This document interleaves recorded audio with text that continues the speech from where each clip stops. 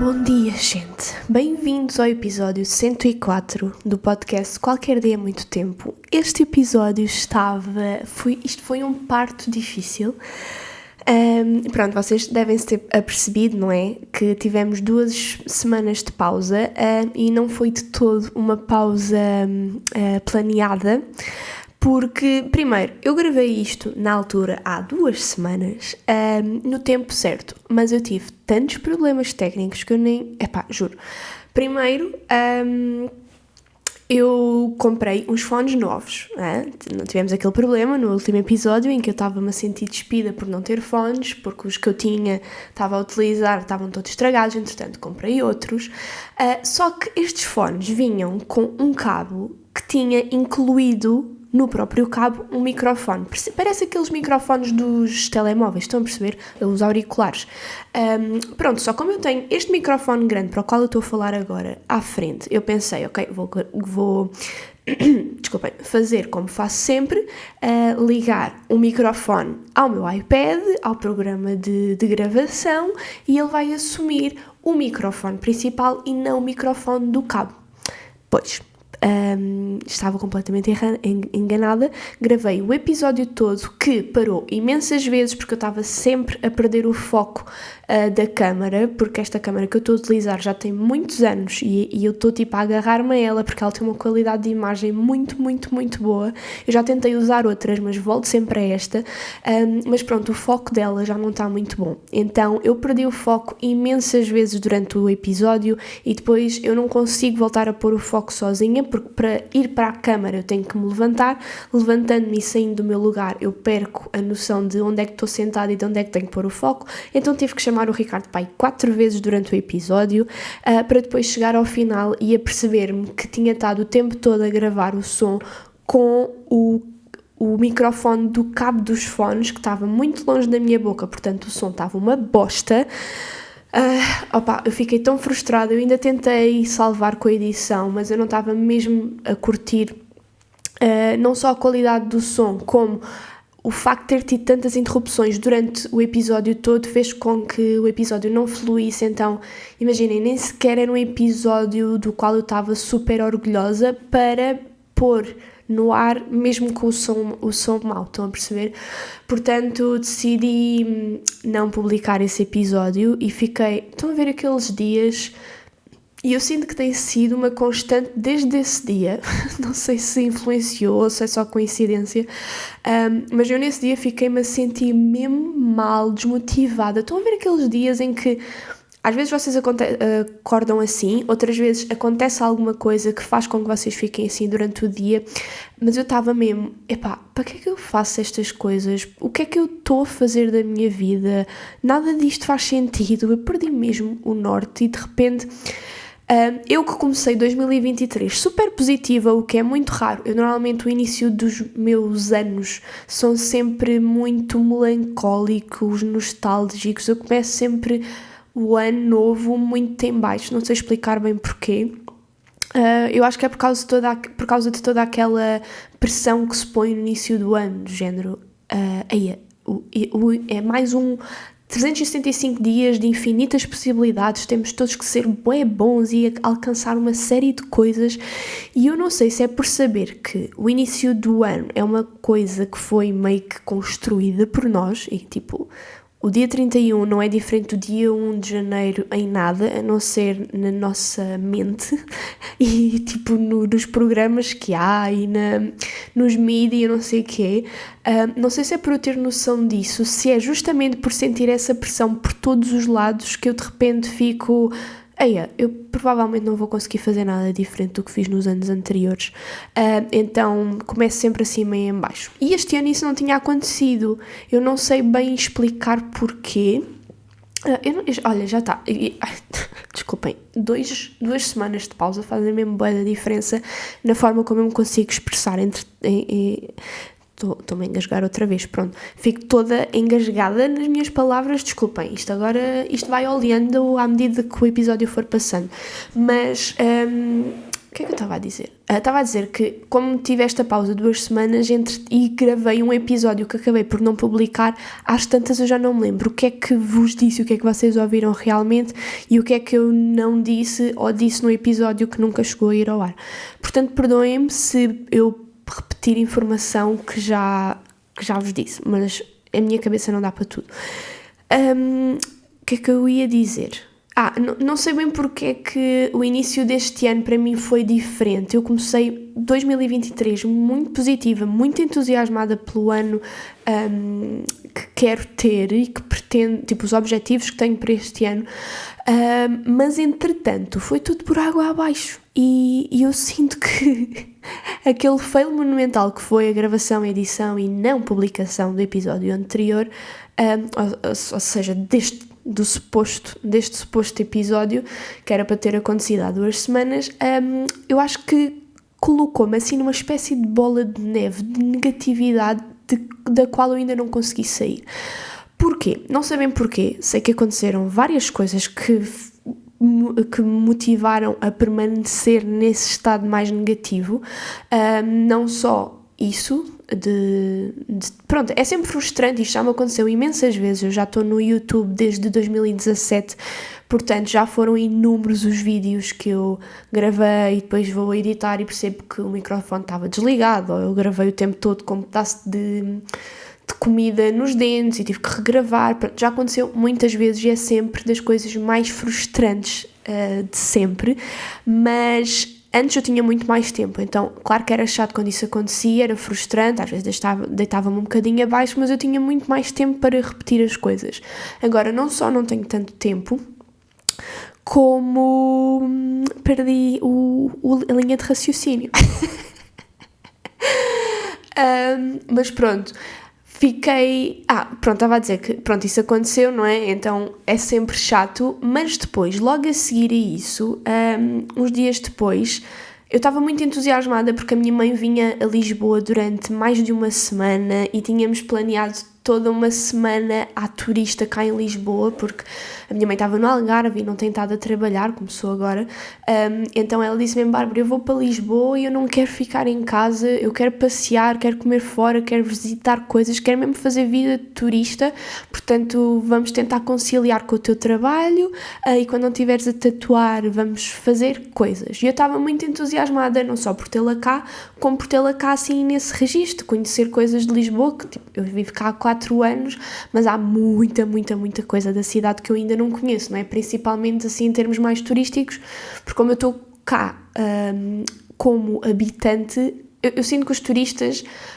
conhecem sempre melhor as nossas cidades do que nós próprios, porque, tal como nós se calhar conhecemos melhor as cidades no estrangeiro para as quais vamos em relação às pessoas que vivem nessas cidades, porque estamos no trabalho, temos a nossa rotina, temos horários, temos responsabilidades, enquanto que um turista, a responsabilidade dele é passear e conhecer coisas, não é? Então pronto, estava muito entusiasmada com essa questão toda de ter cá a minha mãe durante uma semana para passearmos. No entanto, uns dias antes da minha mãe vir, o Duarte estava meio doente. E vocês já estão a ver para onde é que isto vai. Aliás, se vocês me seguem no Instagram já sabem do que é que eu vou falar. Pronto, o Duarte estava assim meio adoentado, nada de grave, mas pronto, ficou assim meio xoxinho, com febre durante o fim de semana. Ou seja, ele sexta-feira à tarde, eu já tive de ir buscar mais cedo do que a hora de saída dele porque ele estava com febre e a minha mãe chegava no sábado depois do almoço. E ele no sábado ainda estava assim um bocadinho doentinho, mas pronto, ainda saímos, ainda passeámos um bocadinho.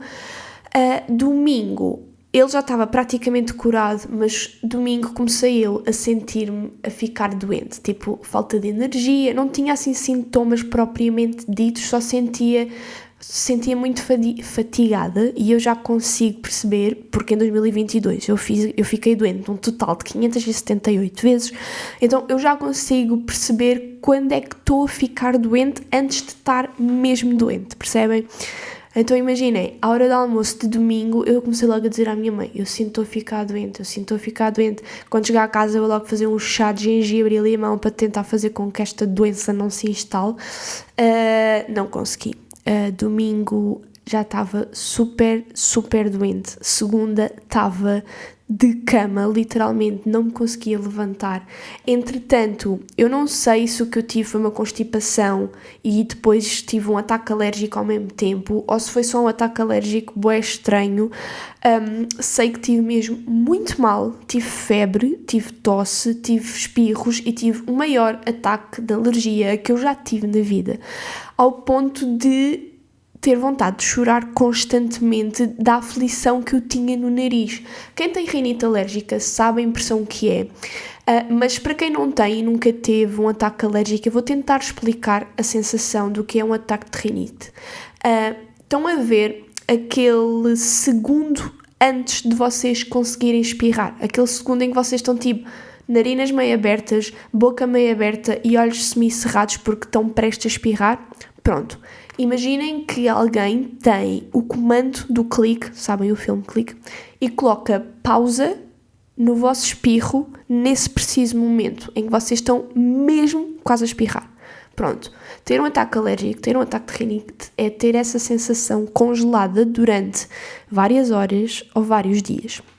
E era assim que eu estava, com uma impressão, uma aflição que eu nunca tive no nariz, na narina esquerda, o que fazia com que o meu olho esquerdo estivesse constantemente a lacrimejar e eu estivesse constantemente a limpar as lágrimas dos olhos, o que fez com que o meu olho ficasse a parecer uma batata, super inchado, super escuro, e a pele do meu olho já estava assada. Tipo, eu nunca tinha tido olho assado e eu tive olho assado. Ou seja, tocar na pele à volta do meu olho já me doía imenso e eu não conseguia parar porque eu estava sempre a chorar desse olho. E tinha uma aflição no nariz tão grande que eu nem conseguia abrir os olhos. Era uma coisa mesmo que eu nunca tive. E eu sei que se calhar a descrição não faz parecer com que seja... Não faz parecer tão incómodo como foi na realidade. E imagina, eu já tive imensos ataques alérgicos e é sempre muito mau. Por exemplo, eu tenho muitas vezes pieira em que parece que está literalmente uma pessoa de pé em cima do meu peito e é horrível. Só que eu felizmente já tenho 2 bombas, tipo bombas de asma, que posso usar quando estou aflita nessa circunstância e que faz com que aquilo alivie instantaneamente. Para esta sensação que eu tinha naqueles dias, eu não tinha nada que resultasse. Eu tomava o meu antihistamínico e não fazia nada. Fui à farmácia, pedi cenas, a farmacêutica receitou-me aqueles sprays para o nariz que eu odeio e nunca resultam comigo. Então gastei 20 e tal euros e aquilo não fez absolutamente nada. E depois, entretanto, a minha mãe lembrou-se de um medicamento que ela já tinha tomado e que era bada bom. Fomos comprar e foi a única coisa que me ajudou. Então, eu estive doente desde domingo até para aí quarta-feira, literalmente sem conseguir levantar-me do sofá. Portanto, estão a ver que a nossa semana de turistando por Lisboa foi um autêntico flop. Depois, na quinta-feira, eu estava finalmente a sentir-me ligeiramente melhor, já com alguma energia, então aproveitámos esse facto para ir a 2 dos sítios que tínhamos planeado durante a semana, que era um restaurante e uma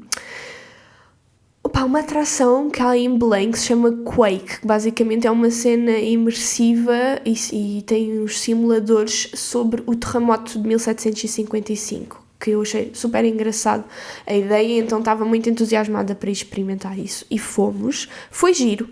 Imaginem, não tão giro quanto eu estava à espera. Eu estava à espera de mais simuladores do terremoto em si e aquilo acabou por ser mais... Foi sempre interessante porque tem a parte da história e eu adoro história, portanto gostei, mas estava à espera de mais emoção, mais aventura. Mas pronto, foi giro. Entretanto, como tivemos esse dia fora, eu cheguei ao fim do dia, como não descansei nesse dia, não estava a 100%. Estão a ver aquele quase, vocês já estão quase curados, então ficam demasiado confiantes e metem-se a fazer coisas que o vosso corpo não aguenta. Foi isso que me aconteceu. Como eu não estava a 100%, mas fiz os planos como se tivesse, quando chegou tipo às 3 da tarde, eu já estava a morrer outra vez, sem energia, a sentir-me febril novamente. Entretanto, o Ricardo já estava doente também, ou seja, sexta-feira eu voltei a ficar doente. Portanto, sexta também não fizemos nada. Sábado, Sexta, depois ao fim do dia, já me estava a sentir bem outra vez e já sentia que era um ficar bem mais permanente. Já não estou doente, já não tenho constipação, já não estou com aquele ataque de alergia horrível, já estou a ficar bem. Quando de repente, na sexta-feira, às 10 e tal da noite, eu comecei a sentir uma dor estranha no ouvido. E eu fiquei, estranho, isto se calhar são tipo resquícios de dor de cabeça, ou se calhar tenho tipo, eu nunca tive sinusite, mas depois-me a pensar, se calhar estou com sinusite, arranho aqui, entalado no crânio e por isso é que me está a doer. Então tomei um Benuron e voltei a tentar dormir, acordei às 2 da manhã com uma dor insuportável no ouvido que não passava e não passou até eu acordar às 7, aliás, eu não dormi das 2 da manhã em diante, só tentei, às 7 acordei e disse, ok, eu estou com uma dor horrível, não consigo sequer pensar dói-me, portanto, eu vou ao hospital porque eu acho que estou com uma otite. E fui ao hospital, às 8 da manhã já estava no hospital, para ter a confirmação de que sim, tinha uma otite horrível no ouvido. E entretanto, imaginem, doía muito, mas eu ainda estava funcional. Então a médica perguntou, está-lhe a doer muito? Eu disse, sim. E ela perguntou, quer já ficar aqui a fazer um tratamento na veia para lhe passar as dores? Ou quer ir para casa, vai à farmácia e faz o tratamento em casa? E eu ok, dói-me muito, mas eu ainda estou operacional, portanto acho que prefiro ir para casa, até porque eu fui a um hospital privado, portanto eu sabia, se eu fizer o tratamento aqui, isto em vez de custar 50 euros vai custar 150. E também tinha o Duarte sozinho em casa com o Ricardo, que também não estava a 100%, então pensei, ok, é melhor ir para casa e tomo os medicamentos lá, não sei o quê. Grande erro. Porquê? Porque na hora em que a médica me perguntou isto, eu ainda não tinha uma dor assim insuportável, era muito desconfortável, mas eu ainda conseguia viver. De repente, entre a consulta, o ir à farmácia, esperar que a farmácia abrisse, chegar a casa e tomar os medicamentos, a dor foi sempre aumentando, até um ponto em que, amigos, eu não consigo explicar a dor que eu estava a sentir. Foi das maiores dores que eu já senti na vida. Eu só conseguia agarrar-me ao ouvido e chorar, as lágrimas saíam-me dos olhos de tamanha dor que eu estava a sentir, porque ainda demorou algum tempo até o medicamento, eu fiquei antibiótico e anti-inflamatório, pronto, e a parte do anti-inflamatório é que ajudava com a dor, e aquilo demorou para aí 1h30 a fazer efeito, e eu sentia que ia morrer, juro. Era uma dor, mas uma dor, eu sentia literalmente que me estavam a enfiar uma faca fininha pelo ouvido adentro, sentia que tinha um balão bué cheio no meu lado direito do crânio, imaginem, eu sentia que se esse balão enchesse mais um bocadinho, que o meu crânio ia literalmente explodir. Então, foi uma dor que eu não vos sei explicar, entretanto, eu acho que estava com tanta dor que adormeci de cansaço de tentar lutar contra ela, dormi durante 1h30 e quando acordei estava muito melhor porque finalmente o medicamento tinha feito efeito. Mas pronto, isto entretanto já era sábado, ou seja, a minha mãe já estava cá uma semana certinha e nós tínhamos saído de casa durante 5 horas. E durante o fim de semana, depois a minha mãe só se foi embora na segunda-feira, durante todo o fim de semana eu ainda estava em modo de batata murcha porque eu estava a tomar a medicação, mas demorou 2 dias até eu conseguir estar sem dor, desde de uma toma dos medicamentos até à outra, que eram 12 horas, ou seja, os primeiros 2 dias eu ao fim de 4, 5 horas de ter tomado o anti-inflamatório já me estava a doer igualmente como antes de tomar. Então o efeito do medicamento não durava o tempo suficiente para eu estar bem essas 12 horas. Então chegava ali ao fim da 5ª, 6ª hora, eu já estava a morrer de dores outra vez e não conseguia mexer, não conseguia levantar a cabeça, era horrível.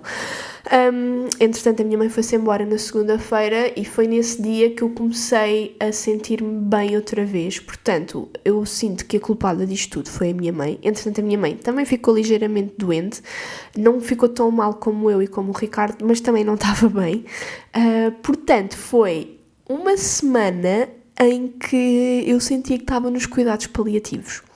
Eu não me sentia tão mal durante tanto tempo. Eu não sei se alguma vez estive tanto tempo doente seguido. É que foram umas atrás das outras. Eu sentia que eu já não tinha alma. O Ricardo olhava para mim e dizia: fofa, eu tenho saudades de te ver normal, tipo, não pareces tu. Há uma semana que não pareces tu. Eu estava literalmente lifeless, estão a perceber? Eu estava na poupança máxima de energia, coitadinho do Duarte. Eu fui uma seca durante essa semana toda, porque ele chamava por mim, tentava brincar comigo e eu tipo não conseguia fazer nada. E fiquei mesmo com bué da pena por ter desperdiçado mais de uma semana em que a minha mãe esteve cá. Por um lado foi bué da chato, estava-me a sentir super mal porque ela veio para cá animada para conhecer e fazer coisas e ficámos sempre em casa. Por outro, ainda bem que ela estava cá para nos ajudar, porque às tantas estava eu e o Ricardo, os dois super doentes, com o Duarte em casa. Portanto, se não fosse a minha mãe a fazer as refeições todas e a ajudar muitas vezes com o Duarte, tinha sido mesmo complicado. Portanto, quem tem uma mãe tem tudo. E pronto, olhem, deem valor à vossa saúde. Eu tento dar sempre valor à minha saúde, mas a verdade é que quando nós estamos bem, nem nos lembramos da possibilidade de ficarmos mal, nem nos lembramos bem como é que é. E eu, embora tenha, imaginem, eu ainda estou a recuperar da minha otite, eu neste momento estou 100% surda do meu ouvido direito, e eu espero que isto volte, porque eu estou um bocado assustada, mas já não tenho dor, ou seja, eu sinto-me normal, só estou surda do ouvido direito. E apesar disso, eu parece que já não me lembro bem de como é que é estar doente. Portanto, o nosso cérebro é muito estranho e eu acho que nós às vezes cometemos esse erro de tomar como garantido a nossa saúde e a diferença que isso faz no nosso dia-a-dia, nas coisas que conseguimos ou não conseguimos fazer. E eu juro que me lembrei tantas vezes ao longo destes dias de como é que deve ser. Pensei muito na velhice. Então, isto agora pode ser um bocado deprimente, mas olhem, é por aqui que vamos, porque foi sobre isto que eu pensei. Deve ser tão triste e frustrante chegar. Claro que não são só os velhinhos que são doentes, não é? Há pessoas, infelizmente, pessoas jovens que têm doenças muito graves ou muito incapacitantes e que precisam de muita ajuda e têm muitas limitações. Mas eu pensei muitas vezes, porque é o mais normal, muito como é que é chegar a velho com muitos problemas de saúde ou muitas limitações físicas, precisar constantemente da ajuda de familiares ou de amigos para fazer tarefas que para nós hoje em dia nós fazemos e nem pensamos que um dia se calhar vamos deixar de as conseguir fazer com a autonomia que as fazemos, com a qual as fazemos hoje em dia. E estar agora esta semana e tal doente, assim, tão doente como eu tive, foi das piores semanas em termos de saúde que eu já tive na vida, pôs-me a pensar muito nisso e realmente, Phonics, ser jovem é bom, principalmente neste aspecto. Nós conseguimos recuperar muito rápido, não precisamos de ajuda de ninguém, somos até meio arrogantes no alto da nossa saúde. Às vezes quando vemos velhinhos que andam devagar ou que têm dificuldade em dizer certas coisas ou em fazer certas coisas, nós estamos à espera e ficamos impacientes do género, porque é que este velho não se despacha? E não somos se calhar sensíveis porque ainda não chegámos lá e eu... Se há coisa que a maternidade me ensinou foi que, infelizmente, há coisas que nós nunca vamos perceber antes de passarmos por elas. Por mais que tentemos ser o mais sensíveis e empáticos possível, é difícil ou impossível conhecer algo sem passar por isso. E pronto, e esta questão toda de estar doente e tão pouco autónoma durante esta semana e meia quase, fez-me pensar muito sobre isso, no privilégio que é ser jovem, de ter um corpo capaz de se curar minimamente rápido e de conseguirmos fazer praticamente tudo sem precisar de praticamente ninguém. É uma dádiva gigantesca e pensar que isso à medida que o tempo passa vai diminuindo e a nossa qualidade de vida muito provavelmente vai diminuindo também. É muito triste e muito assustador. Isso eu tenho muitos problemas com a passagem do tempo. Agora que tive um insight sobre... E imaginem, estou a falar disto de uma otite e de uma constipação, que são coisas que não são graves. Eu sei que há questões que podem acontecer a jovens que incapacitam as pessoas durante muito mais tempo de uma forma muito pior. Mas pronto, às vezes precisamos assim de amostrazinhas, travel size, para termos assim uma perspectiva diferente sobre as coisas e neste caso isto aconteceu-me e fez-me pensar muito sobre esta questão. Fez-me ter ainda mais medo de envelhecer, sei que isso é possível, e olhem, foi isto. Entretanto, mudando de assunto, que já estou há quase meia hora a falar sobre doenças, estou a ficar mesmo velha, o que é que eu falei, o episódio que nunca saiu, eu fui ao Porto no fim de semana de 20, 21 e 22, acho eu, de janeiro, parece que já foi há 50 mil anos. Mas eu finalmente fui visitar o Porto, que eu só tinha ido para aí no 8º ano. O meu 8º ano foi em 2008. Portanto, já foi há muito tempo. E eu não me lembrava de praticamente nada. E o Porto é daqueles sítios, daquelas cidades que eu nunca ouvi ninguém falar mal. Então, eu tinha uma curiosidade gigante para conhecer o Porto, porque toda a gente me dizia que aquilo é lindo, e bem da fixe, e bem pitoresco, e que há bem coisas para ver, para fazer, a acontecer, e eu tenho que ir ao Porto, conhecer o Porto, até porque 2 das minhas melhores amigas de sempre moram no Porto, e eu nunca lá tinha ido, e uma delas já lá vive há 7 anos e eu nunca tinha ido, tipo, péssima amiga, eu sei.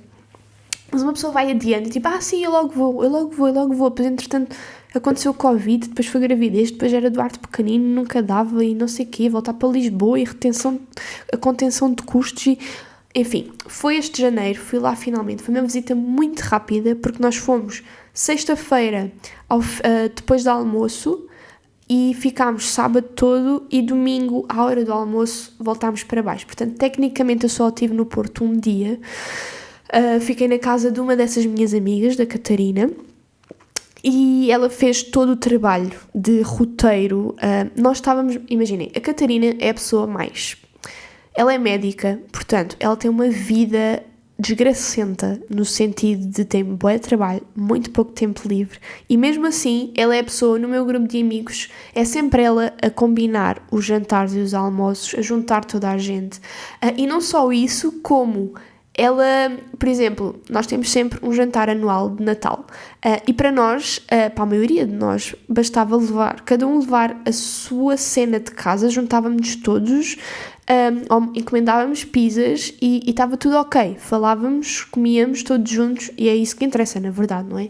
Mas a Catarina dá sempre um passo à frente e ela decora tudo bem bonito, faz DIYs de decoração ou de lembranças. Ela este ano, só para vocês perceberem o tipo de pessoa que é, tipo, ela não pode ter as mesmas 24 horas do dia que eu tenho, porque o meu dia eu pisco os olhos, já se passou o dia, eu não fiz nada, ainda tenho 1000 coisas por fazer, e ela é médica, vai ao ginásio e ainda tem tempo para estar com boa gente, para fazer este tipo de coisas. Então, não só o jantar foi na casa dela, estava tudo super bem decorado, como ela ainda se deu ao trabalho de encomendar uns discos de madeirinha com a gravação do nome do nosso grupo, o grupo em que nós falamos, o nome do nosso grupo e o ano do jantar, e colocou uma cordinha em cada uma dessas plaquinhas de madeira para termos uma lembrança desse jantar para colocar na árvore de Natal. Tipo, ela fez um ornamento... Ai, desculpem, ainda estou aqui com restos de ranho no nariz. Desculpem, nojento, eu sei.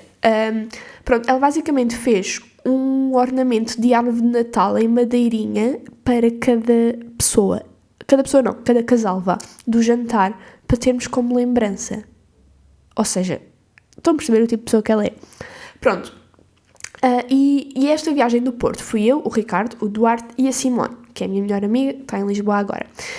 Então, nós estávamos mesmo nós nem nos lembramos na importância que é sabermos minimamente o que é que queríamos ver no Porto, não é? Que é uma cena que se faz quando se viaja. Nós não fizemos, porque tínhamos a Catarina e nós contámos literalmente com o ovo no cu da galinha. Então nós chegámos lá ao Porto, fomos para a casa dela, começámos a jantar e ela perguntou, então e sabem o que é que querem ver amanhã? E nós tipo, não, nós não nos lembrámos de fazer o roteiro. E ela vira-se com o seu ar de super heroína e diz, não se preocupem, eu tenho um roteiro todo preparado. Obviamente que ela tinha um roteiro todo preparado. Ela já tinha basicamente as horas a que íamos sair de casa, a que sítio é que íamos primeiro, quanto é que custava a entrada. Entretanto, nós vimos imensas coisas, ela parecia literalmente uma guia turística, porque sabia os factos, tipo, o Porto tem muito esta pedra, porque esta pedra é não sei o quê, e o metro no Porto é todo por cima de terra em vez de ser subterrâneo, porque a pedra é muito dura e não... Tipo, estão a ver factos interessantes sobre as cenas que normalmente os guias sabem. Ela sabia e estava... parecia mesmo que estava numa excursão. Entretanto, nós vimos imensas coisas, foi muito giro, e à tarde nós passámos em frente à livraria Lelo, que era uma coisa pela qual eu tinha alguma curiosidade, só que eu sempre ouvi falar nas filas intermináveis, então eu estava mesmo de pazes feitas com a ideia de que não ia lá dentro, porque eu não queria, como estávamos numa visita muito curta, eu não queria ficar 2 ou 3 horas à espera na fila para entrar na livraria. Então dissemos mesmo, olha, vamos só passar ali à frente só para ver a fachada do edifício, mas não vamos entrar. Entretanto, chegamos lá e estava muito pouca gente, estava tipo uma fila de, no máximo, 15 pessoas. E nós ficámos, será que devíamos ir? Mas não comprámos bilhete. Então começámos à procura na net e de repente a Catarina chega-se e diz, amigas, eu sabia que vocês iam querer entrar na livraria Lelo, portanto, eu há alguns dias atrás comprei 3 bilhetes para vocês. E deu-nos os bilhetes virtuais, sem nós estarmos à espera. Eu fiquei embasbacada. E pronto, tivemos para aí, nem sei se chegou a 10 minutos na fila para até entrarmos. Lá dentro estava imensa gente. E, obviamente isso tira sempre um bocadinho do encanto dos sítios, não é? Mas é o problema do turismo. Não dá para ser turista ou para fazer turismo sem ver outros turistas à nossa volta. Portanto, o sítio em si é muito giro, a livraria é muito bonita, mas eu estava à espera de uma coisa diferente, eu não sei explicar. Não estava à espera que fosse maior, normalmente as pessoas acham sempre que é maior ou não sei o quê. Eu estava à espera que fosse mais brilhante. Aquilo é tudo em madeira, muito ornamentado e super bonito, em vitrais e não sei o quê. Mas a madeira em si, as madeiras das estantes e da própria escadaria, eu estava à espera que fosse uma madeira escura, muito envernizada e brilhante, pronto. E era muito seca, não refletia a luz, era muito baça, provavelmente tem a ver com a quantidade de pessoas que lá vão e aquilo provavelmente já está a precisar de ser envernizado outra vez porque está desgastado, provavelmente é por isso. Mas fiquei um bocado desiludida nesse aspecto. Agora, para mim valeu completamente a pena ter lá ido porque numa das salinhas da livraria estava uma mini exposição sobre o José Saramago. Então era uma sala inteira só com livros dele, uma edição especial da livraria Lelo, e no centro tinha uma vitrine com objetos dele, tipo, tinha os óculos dele, uma das esferográficas dele, o passaporte dele, alguns manuscritos acho que era do discurso que ele fez quando recebeu o prémio Nobel, e alguns manuscritos de inícios de algum livro dele. Eu fiquei maluca, eu fiquei para aí, eu se calhar tive meia hora dentro da livraria e para aí 15 minutos, ou seja, 50% do tempo foi só dentro daquela sala, que era literalmente uma sala de 1,5 metro por 3 metros, no máximo. Era um quarto muito pequenino. Pronto, mas valeu a pena por isso. Mas pronto, isto para vos dizer que eu tenho esta pessoa na minha vida, a Catarina, que é a pessoa mais... Eu tenho um fascínio e uma admiração gigantes por ela nesse aspecto que é como é que ela tem energia e passa muito pela organização, ela é uma pessoa muito organizada desde sempre, eu conheço-a desde o 7º ano, e ela sempre foi assim, ela é extremamente inteligente, mas eu acho que ainda mais do que inteligente, ela é estupidamente organizada, e isso faz com que ela se torne ainda mais inteligente, porque aproveita muito bem o tempo, então ela consegue fazer muito mais coisas num dia do que provavelmente qualquer outra pessoa que eu conheça. E pronto, isso para mim é uma admiração muito grande. E foi muito giro, para resumir, gostei muito do Porto, mas o Porto em si também foi muito diferente do que eu estava à espera. O problema das expectativas, como toda a gente me falava maravilhas do Porto, eu estava à espera. Aliás, eu sinto que uma parte de mim tem adiado a ida ao Porto por um receio de me apaixonar demasiado. Porque como eu nunca ouvi ninguém falar mal do Porto, eu ficava naquela de, e se eu for ao Porto e me apaixonar e não quiser sair de lá e quiser viver para lá, tipo, o Porto é longe do Algarve. Então eu acho que tinha medo de gostar mais do Porto do que gosto de Lisboa e de repente a minha vida aqui não fazer sentido e eu querer mudar. Não sei, é um bocado estúpido, mas eu sinto que no meu inconsciente uma parte de mim me tinha medo disso. E não aconteceu. Eu gostei muito de viajar, quero viajar para lá, quero voltar, conhecer mais coisas, ir com mais tempo, mas o Porto não é a minha cidade. Nós tivemos muita sorte com o tempo, portanto nem sequer foi a questão de estar mau tempo e a vibe de uma cidade fica completamente diferente se tiver sol ou se não tiver. E nós tivemos sol os 3 dias que lá estivemos, só teve frio no dia em que nos viemos embora. Então foi perfeito, o tempo foi perfeito para as atividades todas que tínhamos para fazer. Mas eu senti que o Porto é muito escuro porque os próprios prédios são feitos de granito, não é? Pronto, a Catarina explicou-me, entretanto eu já me esqueci, mas eu acho que é granito, então as casas são naturalmente mais escuras do que cá em Lisboa, mas mais do que isso eu senti, e é uma característica super gira, e eu acho que por isso é que o Porto é tão fotogénico. O Porto é muito condensado, muito confuso, no sentido em que, por exemplo, em Lisboa, vocês têm muitas avenidas largas, amplas e que por isso são mais luminosas, porque há mais espaço para o sol entrar. No Porto é tudo assim muito apertadinho, ruas estreitinhas, muito labirínticas, e o Porto, eu não fazia ideia, o Porto também tem muitas subidas e descidas. Toda a gente fala das colinas e das subidas infernais de Lisboa, que é verdade, mas eu senti que o Porto não fica nada atrás. Eu andei por lá com o Duarte no colo ou com o Duarte no carrinho e eu fiquei com os bafos de fora. Eu estava a falecer com aquelas subidas. Portanto, esse aspecto também existe no Porto, só que eu sinto que é tudo muito apertadinho.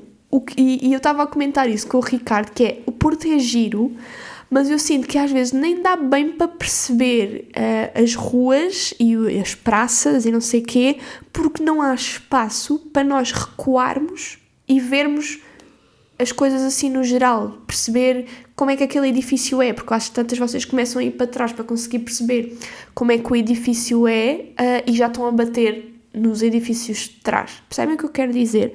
E eu não estava nada à espera disso, também não sei do que é que estava à espera, mas pronto, nunca tinha pensado sobre essa possibilidade e fiquei surpreendida com essa característica do Porto. Agora, o que aconteceu é muito bonito, super bonito, mas eu não ia para lá morar. Não sei explicar bem porquê. Aliás, no dia em que voltámos para Lisboa, assim que entrámos em Lisboa, comecei a olhar em volta e pensei mesmo, tipo, ok, Lisboa é mesmo o meu sítio. E embora eu tenha adorado o Porto, agora, tipo, pessoal do Porto, não fiquem tristes comigo, nem achar que eu não gostei. Eu adorei o Porto e achei super bonito. Mas, estão a ver quando vocês vão viajar e aquela sensação de voltar a casa é sempre bué da fixe. Eu senti isso com Lisboa, foi do género. O Porto é bué bonito, bué pitoresco, bué fotogénico, mas quando eu voltei a Lisboa eu pensei, ok, Lisboa é mesmo bué linda. Bué clara, bué luminosa, bué brilhante. E eu já me tinha percebido disso em relação a Lisboa, mas depois de fazer esse contraste de estar de manhã no Porto e a hora do almoço já estar em Lisboa, tive assim um contacto mais direto, não é? Deu para fazer melhor a comparação e aí sim aquele meu receio de me apaixonar pelo Porto demasiado não aconteceu. Aconteceu foi o oposto, ou seja, ainda tive mais a confirmação de que Lisboa é o meu sítio, Lisboa é mesmo a cidade que me faz feliz e que eu olho em volta e sinto-me bem e acho tudo bonito. Claro que há zonas mais feias de Lisboa, né? Em todo lado há zonas feias, mas depois dessa viagem, mesmo as zonas que eu costumo achar mais feias de Lisboa me pareceram mais bonitas. Portanto, não irei viver para o Porto, amigos. Quero lá ir mais vezes, aproveitar mais, mas Lisboa é o meu sítio. E pronto, o que é que eu tenho? Epá, já estou a falar há 41 minutos, portanto, olha, vamos passar para as recomendações da semana. Normalmente eu dou só uma recomendação, mas visto que passaram 2 semanas, eu juntei 2. A recomendação da semana passada é um filme que eu fui ver ao cinema, vocês sabem que eu amo ir ao cinema, e fui ver os The Fabelmans, do Steven Spielberg, que é um filme muito fofo. É um filme, se eu tivesse que descrevê-lo numa só palavra, eu usaria a palavra doce. É um filme muito doce. É inspirado na história da família do Steven Spielberg. Ele próprio, no início do filme, antes do filme começar, aparece ele a falar diretamente para as pessoas que estão na sala de cinema. Parecia que estávamos a ver um vídeo do YouTube, que é ele a agradecer por termos ido ver este filme, que é o filme mais pessoal de toda a carreira dele, porque é muito inspirado na história dele, de como é que o amor dele pelo cinema surgiu e não sei o quê, toda a história da família, e é um filme, muito querido. É mesmo muito querido, eu não consigo dizer de outra forma, até porque eu não quero dar spoilers, mas eu sinto que vale muito a pena. Eu sinto que não é um filme que tenha trazido nada de novo, nada de disruptivo ou revolucionário para a história do cinema, mas é um filme que vocês saem de lá com um quentinho no coração. Deu-me vontade de chorar imensas vezes, porque aquilo no início tem um miúdo, que é ele, em criança, que é bué querido, e tudo o que tem crianças agora, para mim, tem um peso muito maior, porque sou mãe, não é? Então eu não consigo olhar para uma criança sem imaginar o Duarte, sem imaginar como é que será quando ele tiver aquela idade, o que é que será que ele vai gostar, qual será a paixão dele. E isso emociona-me muito, e emocionei-me, eu e o Ricardo, emocionámos-nos muitas vezes ao longo do filme a pensar... será que ele vai ter uma paixão assim desde tão cedo? Será que nós vamos ter a capacidade de o apoiar e de o estimular ao ponto dele se tornar uma pessoa feliz ou bem-sucedida? Depende depois muito da paixão dele, não é? No caso do Steven Spielberg, o facto dele ter tido acesso a câmaras e dos pais terem apoiado em criança e em adolescente aquilo que ele gostava de fazer, que era filmes. A consequência foi ele tornar-se um dos maiores realizadores da história do cinema. Então, gostei muito. Portanto, fica aqui a minha recomendação, The Fabelmans, do Steven Spielberg. E outra coisa que eu vi durante este fim de semana, num dos dias em que estava tipo meio doente, mas já conseguia abrir os olhos, foi uma série, isto não é nada, isto já saiu há algum tempo, eu ainda não tinha tido a oportunidade de ver, uma série documental da Netflix, que se chama Woodstock 99. Basicamente é um documentário de 3 episódios sobre o não é reinventar. Tipo, toda a gente conhece Woodstock de 69, que foi um festival de música em 1969, que foi todo tipo a bué hippie, paz e amor, comunhão com a natureza, amizade, não sei o quê, que foi muito revolucionário naquela altura e mudou a vida de muita gente, e acho que foi tipo uma cena mesmo fora de série. Entretanto, eles só voltaram a repetir Woodstock em 94, ou seja, 30 anos depois, quase, que não correu minimamente tão bem quanto o primeiro, nem nada que se parecesse, porque choveu muito, entretanto as cercas desabaram, imensa gente, tipo 1/3 ou mais mais de 1/3 das pessoas que estavam dentro desse festival não tinham sequer pago, porque tinham conseguido entrar, porque choveu tanto que o chão ficou todo mole e as cercas que cercavam o sítio cederam e as pessoas entraram. Entretanto, eles voltaram a querer repetir Woodstock em 1999.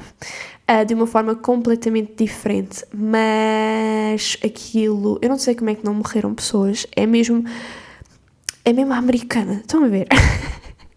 E eu acho que é muito impressionante ver o documentário para vocês perceberem a gravidade de tudo o que aconteceu ali. Aquilo foi um cocktail, a receita para o desastre. E aconteceram coisas muito graves lá. Eu não sei como é que ninguém morreu. Acho que ninguém morreu, pelo menos se morreu não falaram sobre isso durante o documentário, portanto eu acredito que não tenha morrido ninguém, mas houve muitas coisas muito graves, situações de violação e tipo, incêndios e pessoas de cabeça aberta, e foi uma loucura, porque a organização foi um desastre. Portanto, eu não quero também estar a contar demasiado e tirar, tipo, o impacto de vocês irem vendo as coisas a acontecer, mas achei muito interessante por ser tão assustador. E aquilo nunca mais vai voltar a acontecer. De certeza absoluta não vai haver um Woodstock de novo, porque aquilo foi mesmo, começou excelente em 1969, tudo maravilhoso, lindo, pacífico e maravilhoso, para em 94 já descambar um bocado, e em 99 foi tipo o inferno na Terra. Mas acho que é muito giro vocês verem, até para percebermos até onde é que o ser humano consegue ir, até onde as pessoas que só pensam em dinheiro vão para fazer mais dinheiro ou para poupar dinheiro. Portanto, olha, aconselho Woodstock 99 na Netflix. O amor e o ódio de estimação desta semana são... Vou começar pelo amor. E agora já não está tanto frio, portanto, isto foi um amor de estimação que eu escrevi há 2 semanas, mas estou a reciclar porque, temos de ser sustentáveis até nestas coisas. Lembram-se que há 2 semanas estava um frio descomunal, certo? E estava tanto frio que eu comecei a fazer uma coisa que a minha mãe fazia quando eu era pequenina e que era das maiores... Vocês estão familiarizados com o termo core memory, que é uma memória, tipo, eu não sei como é que se traduz à letra, mas é tipo uma memória mesmo cá do fundo, uma memória bué especial. Normalmente são memórias de infância, e uma das coisas que a minha mãe fazia no inverno, quando eu era pequenina, era pôr o meu pijama ou a minha roupa em cima daqueles aquecedores a óleo, para a roupa ficar quentinha e eu vesti-la quentinha. E era das melhores sensações do mundo, e continua a ser das melhores sensações do mundo, até porque eu agora tenho um aquecedor desses outra vez, porque gastam menos do que aqueles de ventoinha, e no outro dia fiz isso com a minha roupa e foi tão bom. Pronto, e esse é um amor de estimação, é vestir roupa quentinha do aquecedor quando está bué de frio. Já o ódio de estimação também tem a ver com temperatura, que é quando vocês vão tomar banho, põem a água a aquecer naquela parte de baixo da torneirinha, né? Até a água vir quente. E depois têm que puxar aquele botãozinho, aquela espécie de alavanca, não sei bem explicar, não sei bem qual é o nome daquilo. Vocês puxam aquele botãozinho que é para a água deixar de sair da torneira e passar a sair do chuveiro. Só que o que é que acontece? A água... provavelmente da última vez que foi utilizado o chuveiro, parada na mangueirinha do chuveiro, que entretanto arrefeceu porque já se passou 1, 2, 3, não sei quantos dias. Ou seja, quando vocês puxam a tal alavanca da água que está a vir quente cá de baixo e puxam para o chuveiro, essa água fria, parada, esquecida das mangueiras, vai ter de sair. Então, os primeiros 2 segundos de água que vocês recebem no vosso corpo quando puxam a alavanca do chuveiro é gelada, mas tipo é um gelo que eu sinto sempre que vou ao inferno e volto em poucos segundos. Fico toda gelada, encarquilhada, encolhida, e é horrível. E depois quando a água quente vem, vocês aquecem e arrepiam. Estão a ver aquele arrepio há o arrepio de frio e há o arrepio de descongelamento. Também é uma sensação muito boa esse arrepio de descongelamento. Mas esses primeiros momentos de água fria, quando se põe a água a sair do chuveiro, dão-me cabo da cabeça e detesto. Passamos então à curiosidade aleatória da semana, que eu fiquei estupefacta e sinto que é daquelas curiosidades das quais eu nunca me vou esquecer e que vou contar a imensa gente em situações aleatórias, porque eu sinto que é sempre daquelas coisas que as pessoas vão ficar, não acredito, que engraçado. Então, as lulas gigantes têm o cérebro em forma de donut. Isto só por si é um facto engraçado, não é? Uma curiosidade engraçada, tipo, quem é que tem um cérebro em forma de donut? Mas não só isto chega para ser interessante, como ainda se acrescenta o facto de o esófago destas lulas passar no meio desse donut, que é o cérebro deles. 2 factos interessantes num só facto. E não só isso, e isto é que me deixou completamente perplexa e tipo, eu tenho que contar isto no podcast. Por causa disto, como o esófago delas passa literalmente no meio do cérebro delas, se as lulas gigantes comerem pedaços muito grandes de comida, podem danificar o cérebro. Isto não é incrível? Tipo, incrível e um bocado mal pensado. Tipo, eu sou grande defensora de que a natureza é sábia e que tudo funciona bué da bem e é impressionante a forma como tipo, tudo evoluiu e nada acontece por acaso na natureza. E no entanto, há lulas gigantes com o cérebro em forma de donut que se mastigarem mal a comida, ficam xexés. Não sei, eu achei isto bem engraçado. E pus-me a pensar, se eu fosse uma lula gigante, estava feita e era troglodita, porque eu mastigo bué pouca comida. Eu não sei explicar porquê, eu sei que não é bom fazer isso, eu sei que nós devemos mastigar muita comida até formar o bolo alimentar, tipo a comida ficar numa papa nojenta antes de vocês engolirem, que é para o vosso sistema digestivo conseguir digerir melhor, mais facilmente, com menos força a comida, não é? Eu não consigo fazer isso, eu faço os mínimos olímpicos no que toca à mastigação, porque eu sinto que a comida sabe pior se eu ficar ali meia hora a mastigá-la. Então, pronto, olhem-se, ainda bem que o meu cérebro não é como o das lulas gigantes, porque senão eu sinto que já estava, tipo, num canto de uma sala a babar. Pronto, olhem, pergunta da semana. Como encontrar o foco quando se tem tantos hobbies de que se gosta? Eu gostei muito desta pergunta que me fizeram no Instagram, porque me identifiquei. Eu sou uma pessoa que gosta de fazer muitas coisas diferentes. Eu gosto de desenhar, gosto de pintar, gosto de cinema, gosto de jogar Sims, gosto de gravar vídeos, gosto de fazer podcast, gosto de tatuar. E às tantas, eu própria, e sempre senti isto ao longo da minha vida, às vezes ficava perdida do género. Eu gosto de fazer mais coisas do que o tempo que eu tenho disponível para as fazer. E comecei, obviamente, a sentir muito mais isto a partir do início da minha vida adulta, porque quando nós somos crianças, adolescentes, temos a escola, claro, temos os testes, os trabalhos de casa, mas não temos mais nada para além disso. Então acabamos por ter muito tempo livre e uma despreocupação natural desta idade que não nos faz pensar muito sobre estas coisas. É do género, ok, hoje eu desenho, amanhã logo jogo e no dia a seguir logo vejo um filme. E à medida que o tempo vai passando, as nossas responsabilidades vão aumentando e o nosso tempo livre vai diminuindo. Então, somos meio que obrigados a tentar perceber da lista de coisas que gostamos de fazer, quais são aquelas para as quais devemos canalizar mais o nosso tempo, que é cada vez mais precioso por ser cada vez mais escasso. E eu, embora não tenha de todo ainda a resposta para esta pergunta, a forma que eu uso para mim própria, para eu perceber, ok, não vale a pena eu estar a focar-me nesta parte da minha vida, neste hobby, que por mais que eu goste, eu não tenho tempo, nem não é uma prioridade para mim. E eu acho que a resposta, a meu ver, tem a ver com prioridades. As prioridades de toda a gente são diferentes porque o contexto de toda a gente é diferente.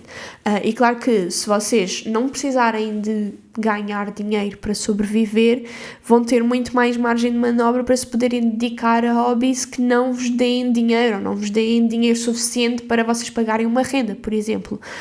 Num caso mais extremo, que infelizmente é a maioria das pessoas, há pessoas que nem sequer têm tempo para se dedicarem a hobbies que gostem de fazer, porque passam o dia todo a trabalhar, porque sem esse trabalho não conseguem comprar comida, pagar a casa, pagar roupa. Então, às vezes, é o que eu digo, tipo, ter tempo é um privilégio, ter hobbies é um privilégio. Então, vocês têm que fazer muito bem essas contas e perceber qual é a vossa prioridade. Se a vossa prioridade é fazer dinheiro para sobreviver, pois se calhar os vossos hobbies vão ter de ficar um bocado para segundo plano. Se não precisarem de dinheiro assim para sobreviver ou conseguirem conciliar os vossos hobbies com o vosso emprego, não sei, é perceberem se o vosso foco é monetizar esse hobby para ser uma ajuda no dinheiro que vocês já fazem, ou se a vossa prioridade é usar esse hobby como escape para o trabalho que vocês se calhar podem não gostar tanto, então colocam no tempo que vocês gastam no vosso passatempo para ganhar alguma sanidade mental, ter um escape ali, fazer, ok, eu não gosto muito do meu trabalho, mas ao fim de semana eu tenho tempo para, sei lá, escrever, para ler, para pintar, e isso dá-me sanidade mental. Ou então pode ser mesmo uma questão de construção, como para mim foi o YouTube durante os primeiros anos, em que eu felizmente não tinha de trabalhar para pagar uma renda, não tinha de trabalhar para comprar comida e bens essenciais, porque felizmente tinha isso assegurado. Eu pude dedicar-me durante 3 anos ao YouTube sem ganhar grande coisa, porque eu sabia que aquilo iria dar... Eu não sabia bem, objetivamente, no quê, mas eu sabia que aquilo iria dar frutos. Eu sabia que o facto de ir criando uma comunidade e de ter alguma exposição iria ajudar-me depois em algo que eu descobrisse que queria fazer mais tarde. E foi isso que aconteceu em relação às tatuagens. Quando eu comecei a tatuar, eu já tinha um público, eu já tinha uma comunidade. Eu tinha pessoas que, mesmo sabendo que eu não sabia tatuar, queriam ser tatuadas por mim porque queriam conhecer-me, porque queriam fazer parte desse processo comigo e ter uma tatuagem minha, mesmo que não fosse a melhor tatuagem do mundo. E é isso que eu sinto que isso tem feito uma diferença muito grande até hoje, porque eu continuo com pessoas a querer tatuar comigo que me conhecem por causa dos vídeos que eu fazia ou dos podcasts que eu continuo a fazer e da exposição que eu tenho, por mais que seja muito mais mínima, mais pequena e mais tímida hoje em dia, por exemplo no Instagram. Mas eu acho que é muito importante perceber o que é que vos pesa mais, se é o dinheiro, se é a paixão, a perceber as vossas prioridades, porque infelizmente temos que comer, não é? E nem toda a gente consegue viver da paixão que tem pelo seu hobby, por mais que seja muito triste que assim seja. E voltando um bocado àquela conversa inicial do episódio em que eu estava a falar nesta questão da motivação e de tenho estado a sentir nestas últimas 2 semanas, pela primeira vez em muito tempo, tenho-me sentido mais em baixo e perdida em relação ao meu propósito. Se eu há uns meses tinha a certeza de que era super feliz a tatuar e que não me importava de fazer isto se fosse preciso para sempre, nas 2 últimas semanas eu tenho estado com um bocadinho mais de dúvidas em relação a isso, porque eu adoro tatuar, eu gosto mesmo de tatuar, é uma forma de fazer dinheiro com desenhos, que foi sempre o que eu quis, mas não me tenho sentido completa nem realizada nas últimas semanas, ou se calhar não me tenho sentido completa e realizada nos últimos tempos, mas só nas últimas semanas é que me tenho permitido pensar mais sobre isso. Então tenho estado meio, será que eu quero fazer isto? O que é que eu quero fazer? Tenho como deixar de tatuar e sobreviver de outra forma, sem ter que ir para um trabalho que eu odeio? Porque tatuar, bem ou mal, é uma coisa que me dá prazer fazer, por mais que não seja, se calhar, uma coisa que me traga um propósito de vida, percebem o que eu quero dizer? Então tenho estado assim um bocadinho mais xoxinha neste aspecto, porque tenho pensado muito sobre isso e não sei bem como é que as coisas vão evoluir num espaço de, 5 anos, estão a perceber?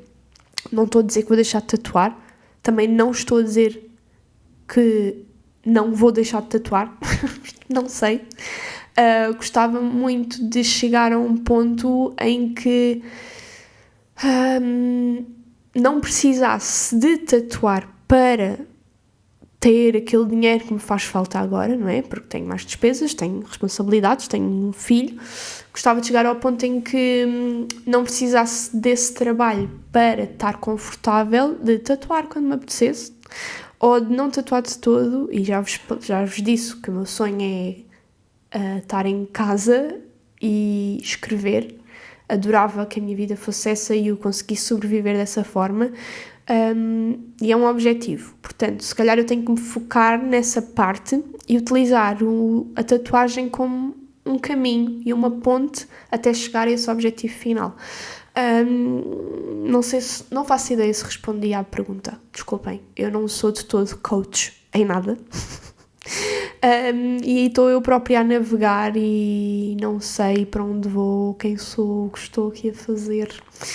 Mas sei que às vezes é difícil estar vivo e credo, esta frase foi bué dramática. Desculpem, não era nada isto que eu queria dizer. Eu não estou com uma depressão. Não quero nada estar aqui a deixar mensagens tipo pseudo-suicidas aqui. Mas às vezes é difícil lidar com tudo o que temos para fazer, todas as responsabilidades, tudo o que esperam de nós, de certa forma. Para mim o que mais me custa, e foi sempre o que eu falei em relação às tatuagens, por exemplo, é eu fico muito esgotada depois de estar com pessoas que não conheço. E eu já conheci pessoas maravilhosas que já vieram cá tatuar, mas mesmo essas pessoas maravilhosas que vêm cá tatuar, eu tatuo durante 2-3 horas e durante as 2-3 horas estamos a conversar super bem, é super interessante estar a conhecer outra pessoa e partilhar as minhas experiências com ela e ela comigo e quando elas saem daqui eu fico mesmo, que fixe foi ter tatuado esta pessoa, ter conhecido esta pessoa, já fiz amigos assim, mas preciso sempre de recuperar a seguir. Percebem o que eu estou a dizer? Há pessoas que vão buscar energia aos outros e eu preciso e eu perco energia quando estou com outros. Depende das pessoas, né? Mas pronto, estou a falar assim de pessoas que eu não conheça. Eu sinto que estou com uma pessoa durante 2-3 horas e preciso do resto do dia para recuperar. E no dia a seguir saber que vou passar por isso outra vez. Às vezes fico mesmo fogo. Porque é que eu tenho que passar por isto? Porque é que toda a gente tem que passar por isto? E eu estou a falar isto num aspecto muito tranquilo em que... Por exemplo, eu não estou no atendimento ao público constante, em que tenho que atender, 70 pessoas numa hora. Mas pronto, isto para dizer que às vezes não é fácil ser adulto. E tenho muitas saudades de não ter este tipo de responsabilidades e não ter que pensar sobre este tipo de coisas. Entretanto, vamos à frase lindinha da semana, porque eu acabei de ver ali que a minha câmara está a piscar. Ia ficar sem bateria, portanto temos de acabar em breve. E a frase lindinha da semana é de um livro que eu tenho estado a ler, aliás já não me pego nele há 2 semanas, lá está, mas comecei a ler este ano, que é da Capicua. O livro chama-se Aquário, e ainda não estou num ponto em que possa recomendar o livro, porque eu ainda não sei se estou a adorar o livro, até porque ainda só li para aí 1/4 no máximo do livro, mas no outro dia li um capítulo, aquilo são crónicas, não é um romance, um texto corrido com personagens e não sei o quê, é uma compilação de vários textos, e houve um texto que ela escreveu sobre um cão que ela teve, que se chamava Leão, que teve desde criança, acho eu, e que depois ficou mais velho, ficou mais doente e acabou por falecer. E o último parágrafo desse texto eu gostei muito, portanto é esse parágrafo que eu vou ler. Hoje é o primeiro dia sem ele nesta casa. Há um silêncio inédito e desconfortável. Almoçámos todos juntos e apesar da perda estamos bem. Afinal tivemos 18 anos de Leão connosco e isso é ter muita sorte. Pronto, não sei, gostei muito desta frase e achei que era uma coisa bonita para acabar, portanto é isso, não tenho mais nada para acrescentar. Espero que tenham gostado deste episódio e desculpem por estas 2 semanas de interrégnio, mas eu tive um passo da morte. Espero que vocês estejam bem, com saúde, tenham cuidado porque há muita gente doente nesta fase e não é fácil, e depois dos Covids da vida estamos todos com o sistema imunitário tipo péssimo. Eu sinto muito isso. Portanto, olhem, cuidem-se, comam bem, bebam água e vemos na próxima semana. Um grande beijinho, gosto muito de vocês.